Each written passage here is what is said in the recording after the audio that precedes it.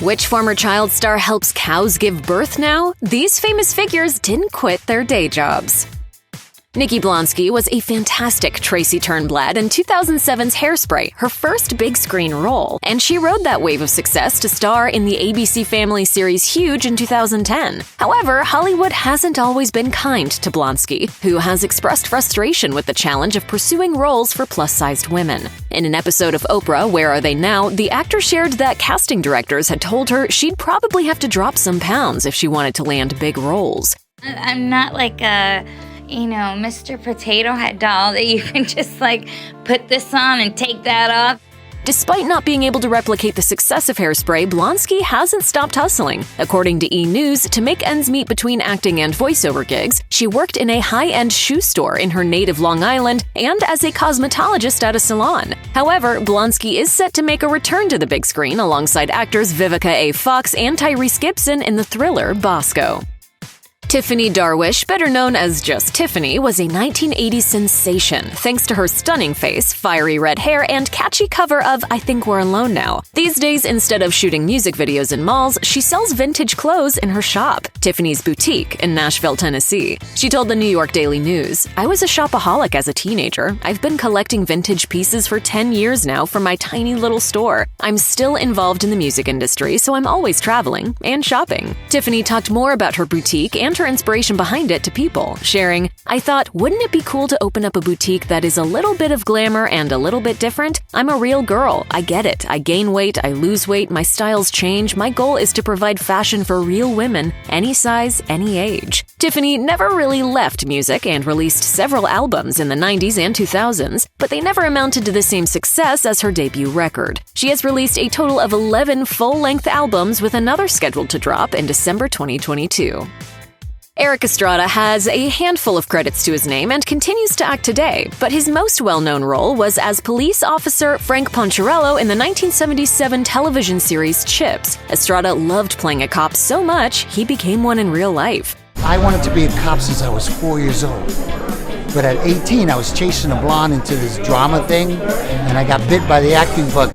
Estrada got the gig as the California Highway Patrol officer in Chips in his late 20s and got to live out his original dream career later in life. According to Today, Estrada started a policing career as a reserve police officer in Muncie, Indiana in 2008 and became a full-time deputy sheriff in Bedford County, Virginia a year later. In 2016, he was sworn in as a reserve police officer in St. Anthony, Idaho, and shared on Twitter, "An honor for me and my partner, Daryl Williams. We now serve St. Anthony Police Department. Proudly." Today also reported that Estrada, who is the spokesman for the Safe Surfin' Foundation, has a focus on keeping children safe from online predators. Former The Suite Life of Zack and Cody star Dylan Sprouse sent fans into a tizzy in 2013 when it was revealed that he worked as a host in a New York City restaurant while going to college. He soon took to his Tumblr page to clarify that he wasn't broke, just trying to live that normal life. Sprouse clarified, "To clear up the air, which is admittedly pretty rude, I did not take this job because I lost all my money. I am financially secure and took this job as a way to primarily feed my over-bountiful video game addiction. It wasn't just for the money, though," he continued. "I also took this as a way to try a new experience, working somewhat below the means I'm used to, as well as a way to socialize and get out of the house. In no way do I think any experience is a step down for me, but rather a new step in another direction." Sprouse's LinkedIn profile also reads that the actor is a master brewer and owner of the Brooklyn, New York-based All Wise Meadery, which has been around since 2017. Talking to People in 2018, Sprouse shared that he has had a passion for brewing mead since he was a teenager and would even brew in his college dorm, saying, "It's something that I love to do, and it's not acting, which is very important for creatives in general, to do other things." Jeffrey Owens played Bill Cosby's son-in-law, Elvin Thibodeau, on The Cosby Show. When the series had its reruns pulled from the air in light of the titular star's sexual assault allegations, all the actors involved stopped receiving residuals. Photos of Owens working as a cashier in a Trader Joe's in New Jersey went viral in September of 2018. He told Good Morning America that while he wasn't ashamed of his job, he kept the gig on the DL because he didn't want the entertainment industry to think he'd quit. I wanted a job that I could have some flexibility, try to stay in the business. Owens received an outpouring of support after the images went viral, including a $25,000 donation from Nicki Minaj and a job offer from Tyler Perry, which Owens accepted. He told GMA, "I hope what doesn't pass is this idea that people are rethinking about what it means to work, the honor of the working person and the dignity of work. Every job is worthwhile and valuable."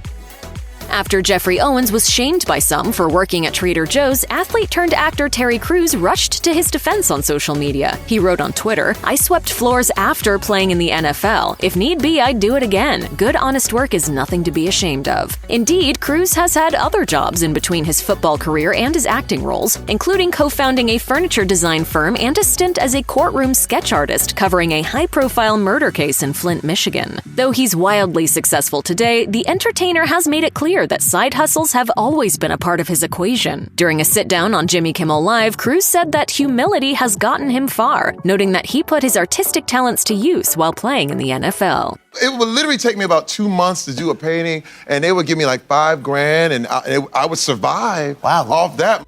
Reed Alexander was in his teens when he got the role of Neville Papperman in Nickelodeon's iCarly, but his passions for acting started to fade as he became more interested in the world of journalism. Alexander has got one impressive resume, having worked as a journalist for companies such as HuffPost, the BBC, CNN, and the Dow Jones. Now a financial reporter for Business Insider and adjunct professor at the University of Miami, Alexander told the Miami New Times that he made the difficult decision to leave acting behind. He admitted, "Even at 17 or 18, my decision to walk away from it made me question, well, who am I if I'm not an actor? I think just having the courage to leave situations is something a lot of people don't have." Although he's since been busy reporting the news, Alexander returned to the iCarly reboot for a single episode in 2021.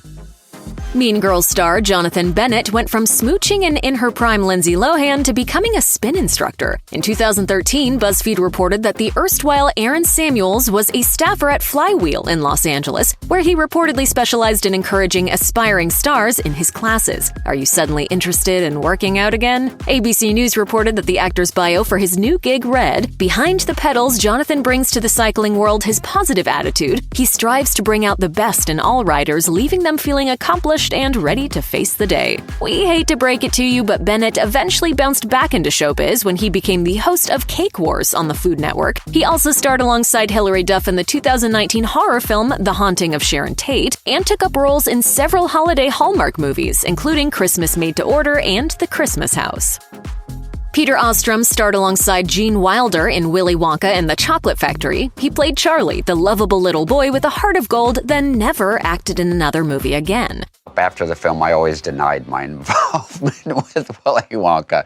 I didn't really want to have anything to do with it.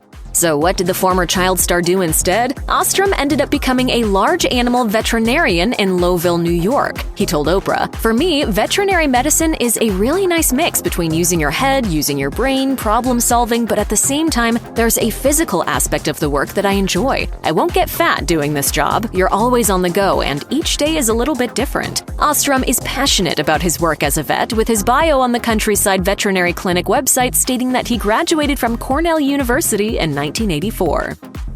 American Pie star Chris Owen is still an actor, but he's also waited tables at a high-end sushi eatery to pay the bills. According to Daily Star, photos were taken of Owen working as a waiter at the Los Angeles restaurant Sushi Roku. Owen confirmed his second job to the New York Daily News, saying, "Life doesn't always go the way you planned. I love acting, and this job lets me stay in the fight." Though big roles may not be racing his way, Owens apparently made a lasting impression as Chuck Sherman in the Pie franchise. He elaborated, "I get recognized a lot. I walk up to the table and see the look in their eyes. People get excited and it feels good. I like connecting with people for that brief moment in time." Owen, aka the Shermanator, appeared in a few of the movies in the American Pie franchise, and a reported American Pie 5 might be in the works. Tara Reid, who starred as Vicky in the films, told ET in 2021, "It might happen. Okay, I can't tell you when because I don't really know when, because we have to get all the actors and at the same time to get our schedules together."